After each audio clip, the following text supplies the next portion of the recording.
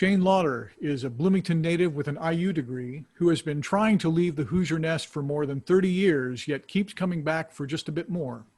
She has been a freelance and staff writer in print and broadcast media, including for WFHB Community Radio and WFIU Public Radio. Her novel, short stories, and screenplays have been published in literary journals and won honors in national competitions. The 2020 fiction issue of the Ryder Magazine will include her story, We Lie, We Die. This reading covers a bit of her most recent escaped attempt to India, which was thwarted by a pandemic.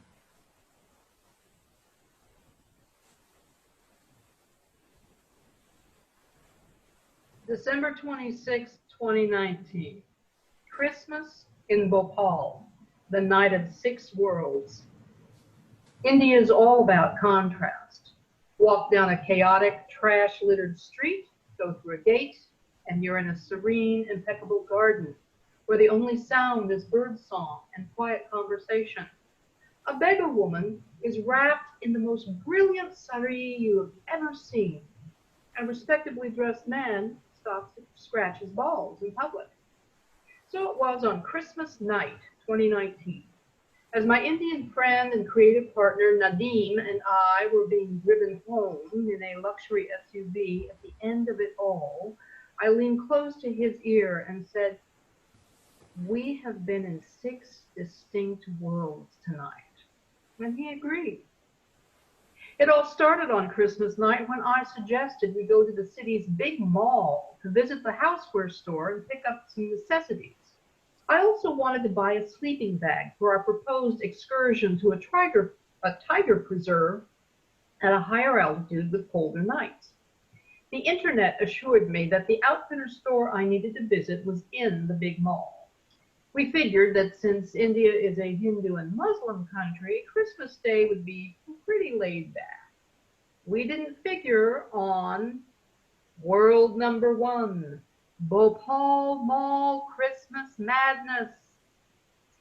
Our Ola driver, and Ola is like Uber in India, bypassed the mall's front entrance to avoid the crush of cars there.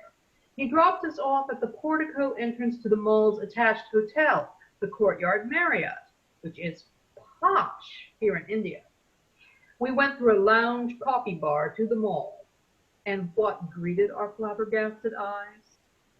Wall-to-wall people, families, groups, all in motion, most of them photographing the mob and taking selfies with their phones, with the inevitable noise of voices and the soundtrack of dubious Christmas songs.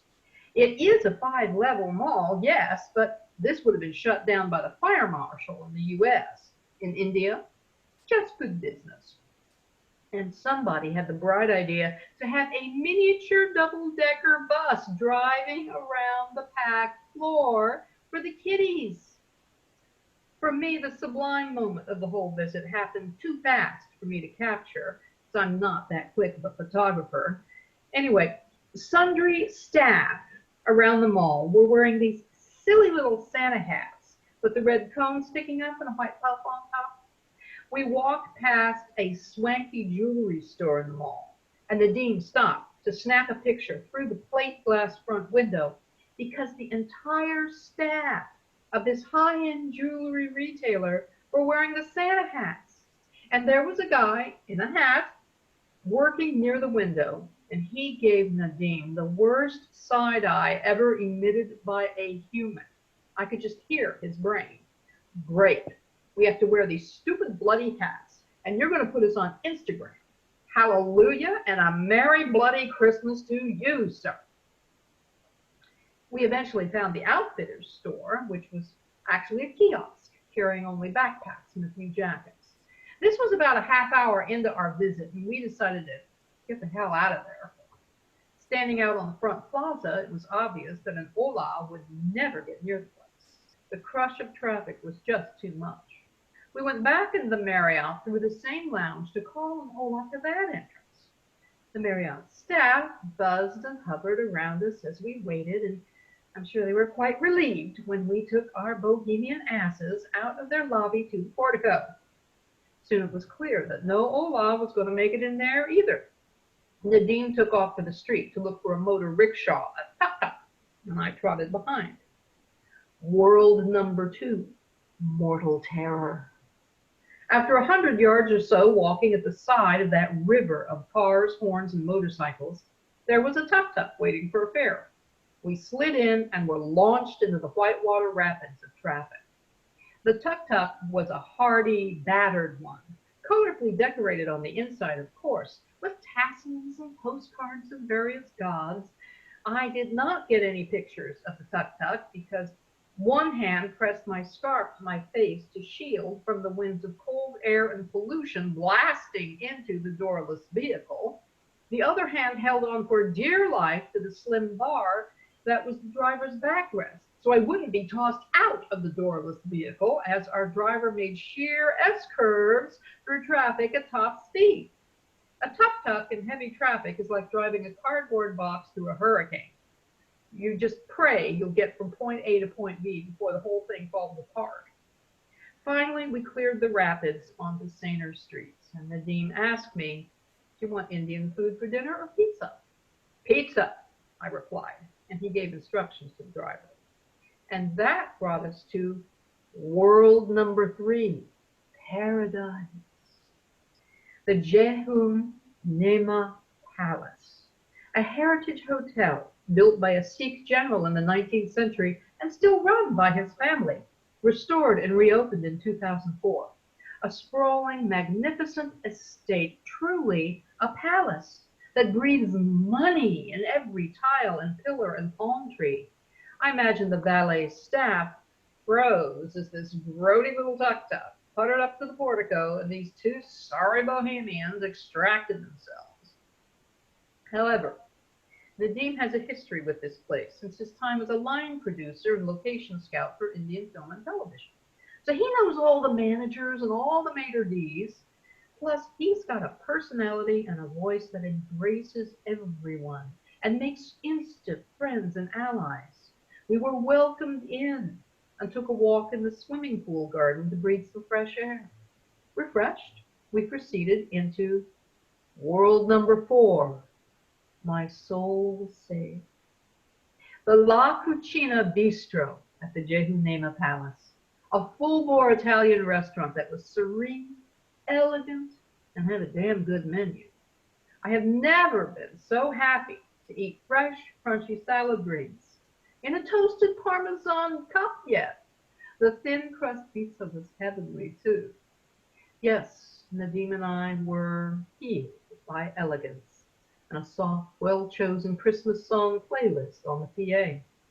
Then Nadim wanted to visit his friend Pramod, who owns another hotel a short distance away.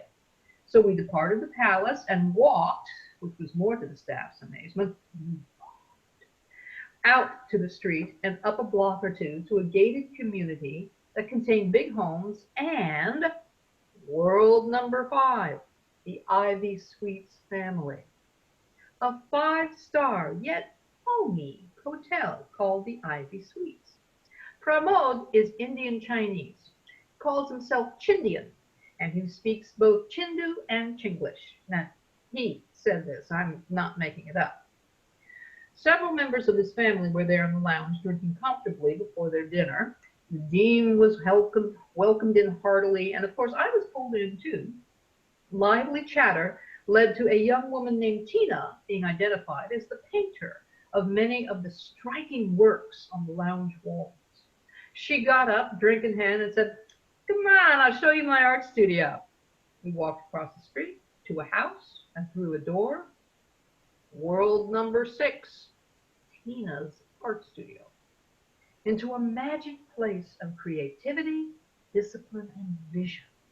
Paintings, both quasi-representational and abstract, decoupaged objects and candles whose wax she makes herself. She sells them but hates marketing and wants to hire someone to do it for her. Yeah, that sounds familiar, doesn't it?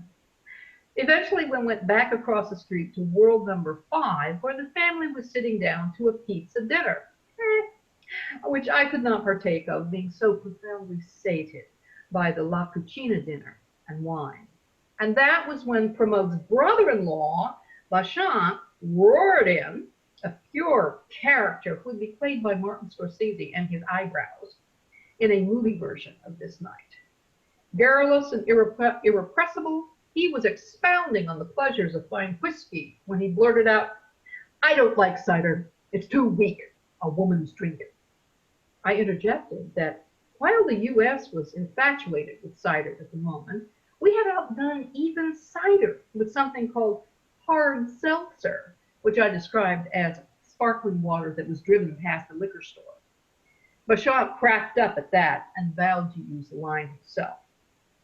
So there, I've made a contribution to world culture.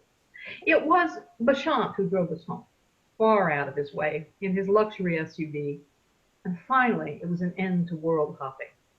I made notes for this post and collapsed in bed and woke up with a sinus infection. No matter, I need the rest. Nadine's cook has made a giant pot of the most divine chicken soup, and I have cough syrup, antibiotics, and Benadryl to keep me pacified. And let me tell you, it's going to be years before I live through a Christmas to top this one.